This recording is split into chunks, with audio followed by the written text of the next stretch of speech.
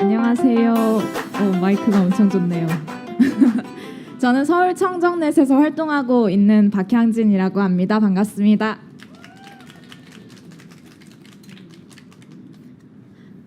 네, 소개해 주신 것처럼 저는 이제 청년 수당을 받았던 적이 있어요. 그래서 제가 처음 만들어졌을 때 사업 참여자로 선정돼서 50만 원을 받았고 어떤 경험을 했는지 말씀드리려고 하는데 처음 선정되고 나서 50만 원 받고 난 뒤에 바로 사업이 중단이 됐습니다. 그래서 더는 받지 못했고요. 아마 그 상황은 어떤 상황이었는지 많은 분들이 다 알고 계실 것 같아요.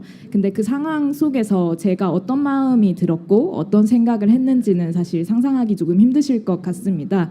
그래서 저는 제가 느꼈던 마음을 중심으로 오늘 얘기를 좀 나눠보려고 합니다.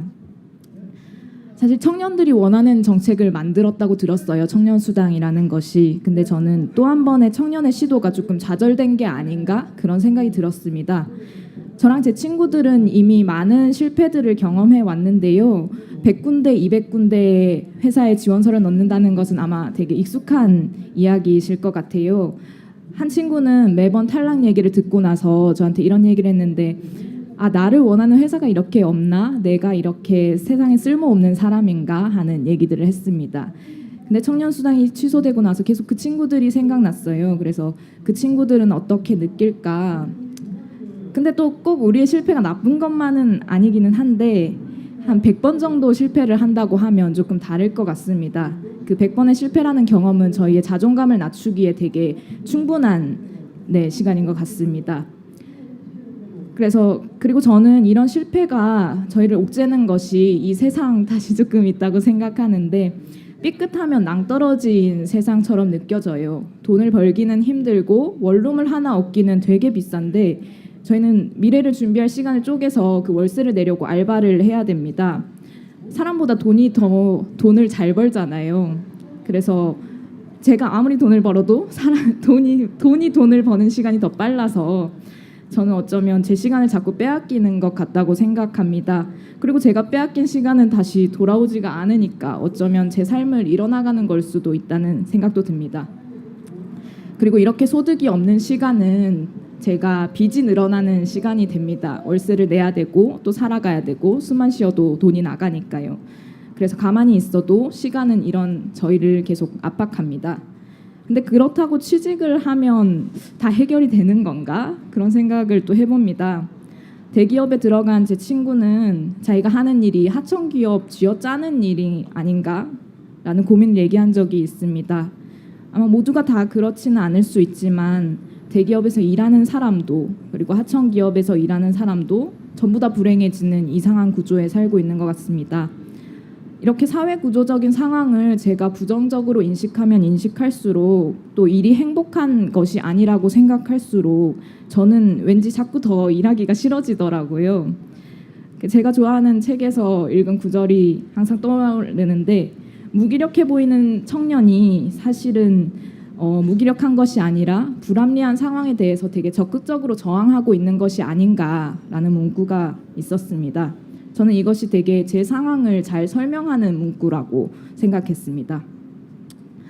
이런 상황에서 되게 익숙하게 들리는 뉴스가 있는데요. 바로 청년의 자살입니다. 취업을 준비하던 친구가 죽기도 하고 싶은 일을 하다가 생활고를 견디지 못하는 청년이 자살을 하기도 하고 그리고 하청 노동자로 위험하고 바쁜 일을 해나가던 사람이 죽기도 합니다. 이렇게 이 사람들이 잃어버리는 삶보다 더 중요한 게 무엇인지 저는 잘 모르겠습니다. 그래서 이런 상황에 놓인 청년들의 마음을 단순히 힘든 일을 하지 않고 놀고 먹겠다로 표현할 수 있는 것인지도 모르겠습니다. 청년의 문제는 아주 시급하게 다뤄져야 한다고 생각합니다.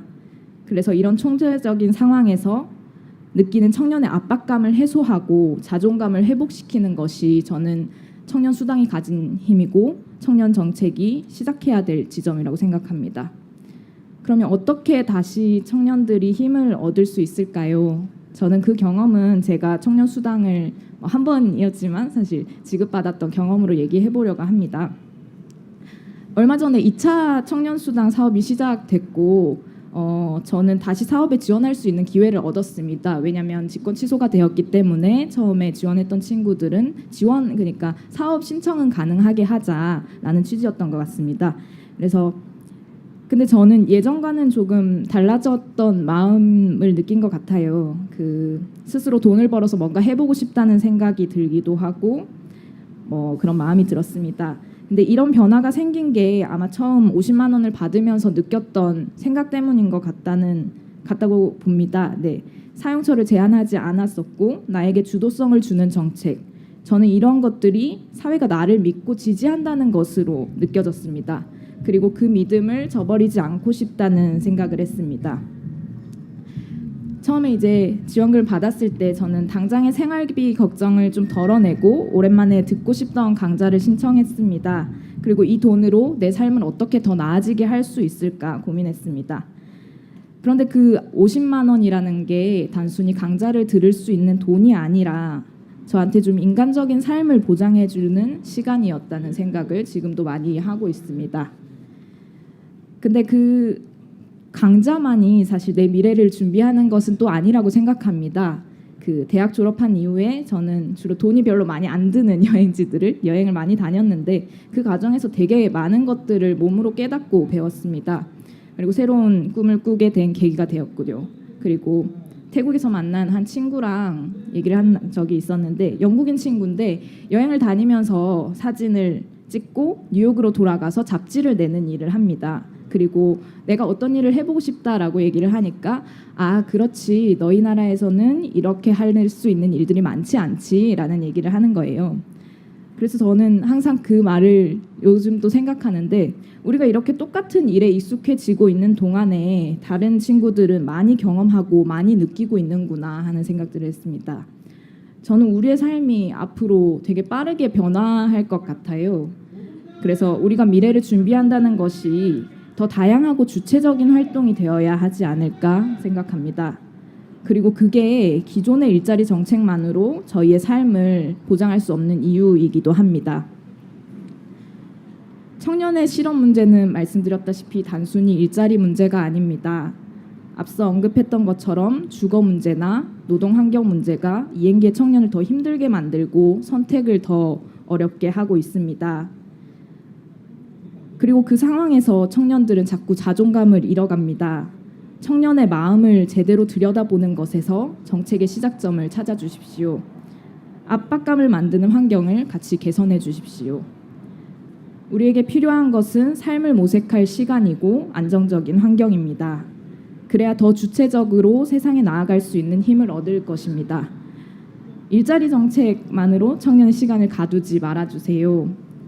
더 청년을 신뢰하고 주체적인 활동을 할 수 있게 보장하는 지원을 바탕으로 청년의 삶을 보장해 주십시오.